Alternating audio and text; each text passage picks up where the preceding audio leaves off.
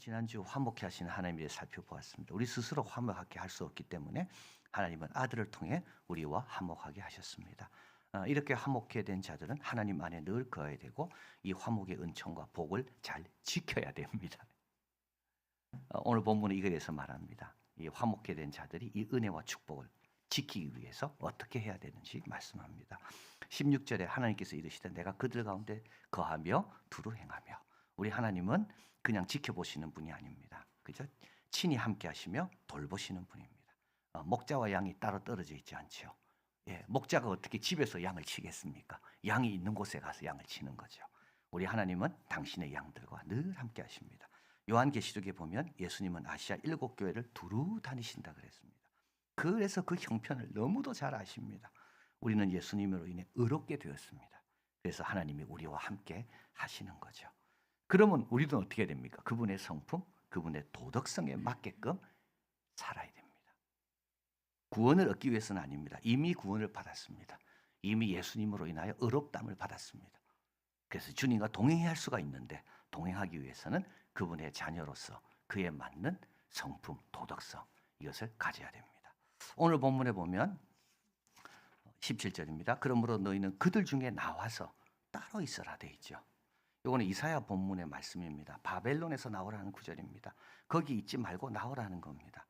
예루살렘으로 가라는 거예요. 그래서 거기서 성전을 짓고 메시아를 기다리는 백성으로 준비해라는 뜻입니다. 오늘 본문에 보면 우리가 어디서 나와야 될지 알려줍니다. 함께 할 수 없는 것들입니다. 하나님의 자녀는 결코 거기 있으면 안 됩니다. 하나님과 화목해 된 자들은 거기 있으면 절대 안 됩니다. 14절 믿지 않는 자와 멍에를 함께 매지 마라. 이 멍에를 같이 한다는 것은 다른 종류의 동물을 섞어서 멍에를 매는 것을 말합니다. 여러분 크기와 힘이 다른 동물을 섞어서 동물을 섞어서 같은 멍에를 매게 하면 어떻게 되겠습니까? 이런 거 이렇게 우리 하지 않습니다. 우리는 밭을 갈 때 멍에를 지울 때 같은 크기, 같은 종류의 동물 그것에게다가 멍에를 지우지 섞어서 하지 않습니다. 다른 범주에 속한 자들과 무엇을 하려고 한다면 어려움이 많습니다. 좋은 결과가 나올 수가 없습니다. 우리 예수 믿는 사람들이 다른 범주의 사람들과 함께 뭘 하려고 하면 좋은 결과가 나올 수가 없다는 뜻입니다. 자, 이게 5가지 수사적 질문이 이어집니다. 자, 이 질문은 본질적으로 구분이 있습니다. 근본적으로 공존할 수 없습니다. 성질상 함께 할 수 없습니다. 본질적으로 구분되어 있습니다. 근본적으로 공존할 수 없습니다. 성질상 함께 할 수 없습니다. 첫째는 의와 불법이 어찌 함께하리요. 여기서 의는 구원의 의가 아니고요. 하나님의 계명과 뜻입니다. 불법은 뭡니까? 하나님의 계명을 어긴 게 불법입니다. 공통점 하나도 없습니다. 의는 의지, 의와 불법이 섞일 수가 없어요. 불법은 불법인 겁니다. 두 번째는 빛과 어둠입니다. 이거는 일상적인 삶에서 경험하는 거죠. 이제 빛이 사라질 때 어둠이 들어오고요. 또 빛이 찾아오면 어둠은 사라집니다. 빛과 어둠은 동시에 있을 수가 없습니다. 여러분 그래서 어둠은 빛을 싫어합니다. 우리 예수님은 빛이고 우리는 세상의 빛입니다. 그래서 어떻게 됩니까? 우리를 싫어합니다. 여러분 이거 당연한 겁니다. 이상하게 생각하지 마시길 바라요. 오히려 우리를 환영하고 좋아할 때 조심해야 되는 거예요. 내가 어둠인가? 그래서 어둠이 나를 좋아하는가? 빛과 어둠은 사귈 수가 없습니다. 자, 그리고 그리스도와 벨리알이 어찌 조화됩니까? 벨리알은 신약 성경에만 나오는 히브리어로는 무가치한 겁니다. 이거는 신구약 중간기에 사용된 단어입니다. 구약에도 안 나오죠. 신구약 중간기에 사용된 단어. 벨리알. 벨리알은 하나님의 대적자, 그리스도의 사역을 막는 자, 마귀를 말합니다. 여러분 그리스도와 마귀가 조화될 수가 없습니다. 뭐에 조화될 수가 없습니까? 일단 목적이 다릅니다. 목적이 달라 여러분. 우리 예수님은요 어떻게 하든지 우리를 하나님과 화목케 하고 어떻게 하든지 하나님의 축복을 받도록 어떻게 하든지 우리 양이 생명을 풍성하게 하고 생명을 얻게 하기 위해서 우리 예수님은요 어떻게 하든지 우리가 순종하고 믿고 인내하기를 원한다고요. 이게 예수의 목적이에요. 마귀는요 어떻게 하든지 포기하게 하고 어떻게 하든지 하나님과 우리 사이를 일관시키고 어떻게 하든지 교만하게 하고 그래서 어떻게 한다고요? 하나님의 축복에서 멀어지게 하는 겁니다. 목적이 다릅니다, 여러분. 방법도 다릅니다. 벨리알과 그리스도와 조화될 수 없는 것은 목적에서 조화될 수가 없고, 또 한 가지는 방법에서 조화될 수가 없습니다. 우리 예수님의 방법은 뭡니까? 어린 아기로 오시잖아요. 이게 예수님의 방법이라고요. 이 성탄절이 하나님의 방법이요, 예수님의 방법입니다. 낮고 섬기고 인내하고 맡기고 겸손하고. 마귀는요,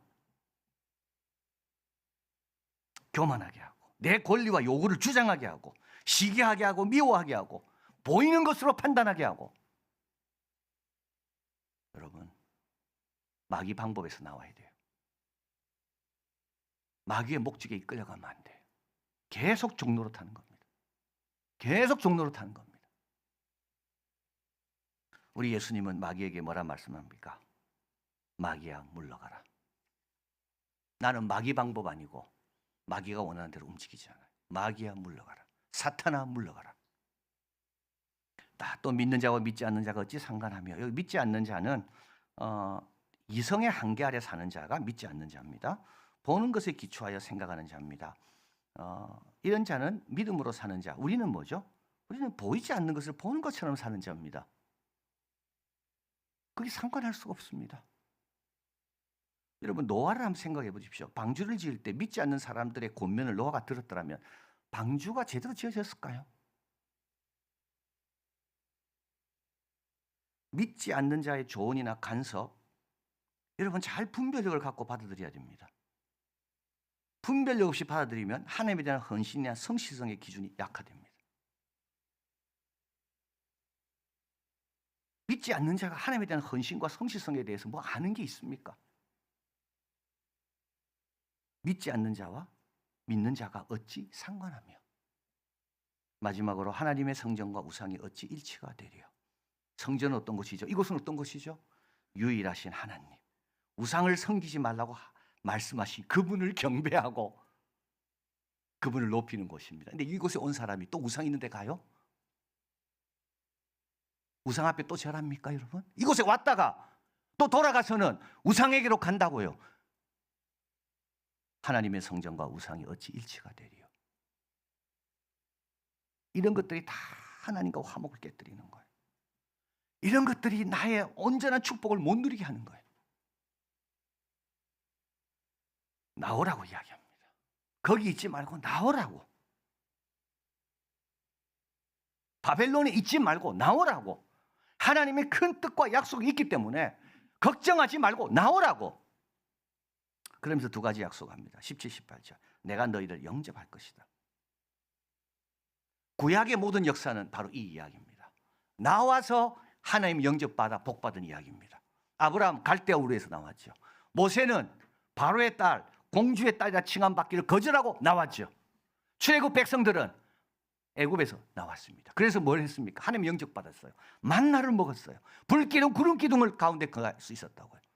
자, 두 번째 출애굽입니다. 바벨론에서 나옵니다. 이들이 나와서 어떻게 됩니까? 마리아와 요셉, 오실 메시아를 기다리게 됐다고요. 여러분, 구약의 모든 이야기를 기억하십시오. 그 자리에 있었더라면 이런 복 못 받습니다. 나왔기 때문에 하나님의 영접을 받았다고요. 그리고 또 한 가지 약속은 너희는 내 자녀가 되리라. 자, 여러분, 이 구절은 사무엘하 7장 14절 말씀입니다. 다윗에게 한 말씀입니다. 나는 그에게 아버지가 되고 그는 내게 아들이라. 보십시오. 그 단수죠. 근데 너희가 복수로 바뀌었습니다. 그리고 아들이란 말만 나오잖아요. 내게 자녀, 딸도 됩니다.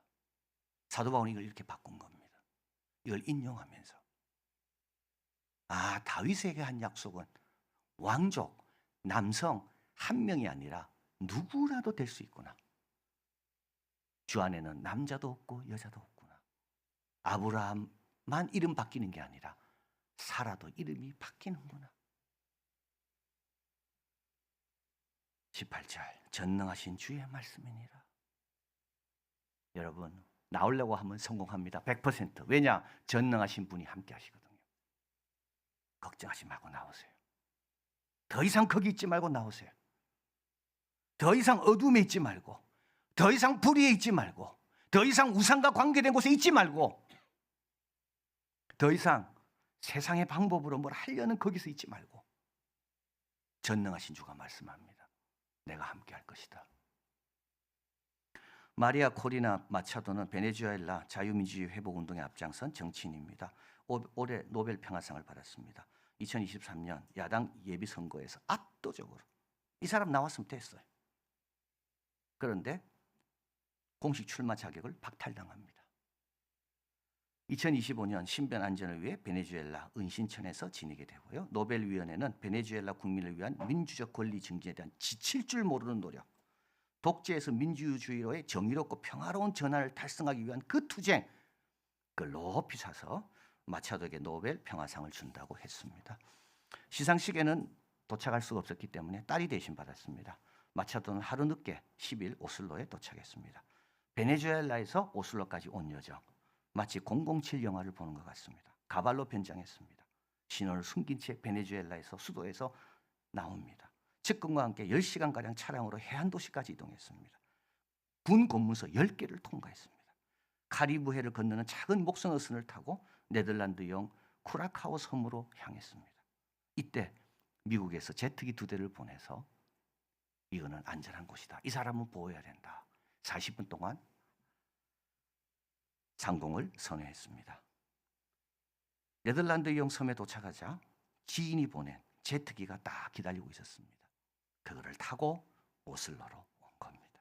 시상식 끝난 11일 날.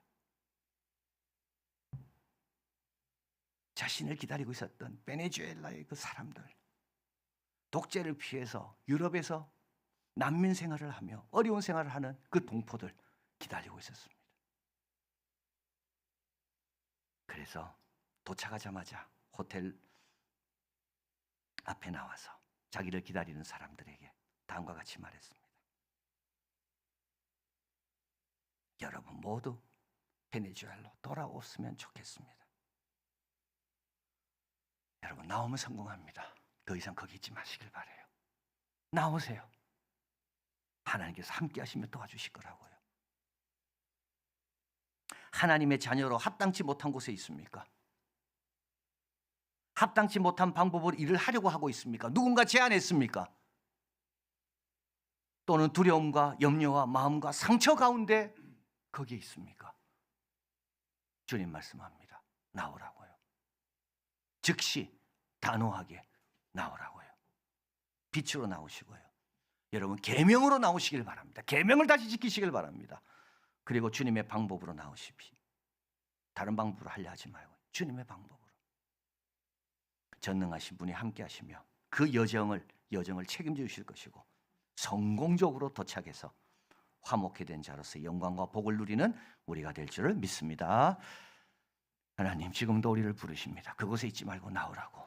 아브라함을 불러주셔서 아브라함은 믿음으로 나아가서 믿음의 조상이 됐고 그 이름이 천한 만국 가운데 참 높이 여김을 받게 된 것을 보게 됩니다. 이스라엘 백성을 나오라고 해서 이들은 시내산에서 십계명을 받고 불기둥 구름기둥 가운데 거하며 만나를 먹었습니다. 하나님은 아무 염려할 거 없습니다. 대림절을 보내며 주님께서 우리에게 말씀합니다. 독생자를 통해 화목케 하였으니 이 화목케 하는 것을 잘 지키기 위해서 다른 종류 본질상 함께 할 수 없는 것들과 함께 있지 말고 나오라고. 내가 너희를 영접한다고. 그래서 주님이 이 땅에 오신 것처럼 우리도 주님께 나아가 주님이 주시는 복을 온전히 누리는 우리들 되게 하여 주시옵소서. 예수 그리스도 이름으로 기도하옵나이다. 아멘.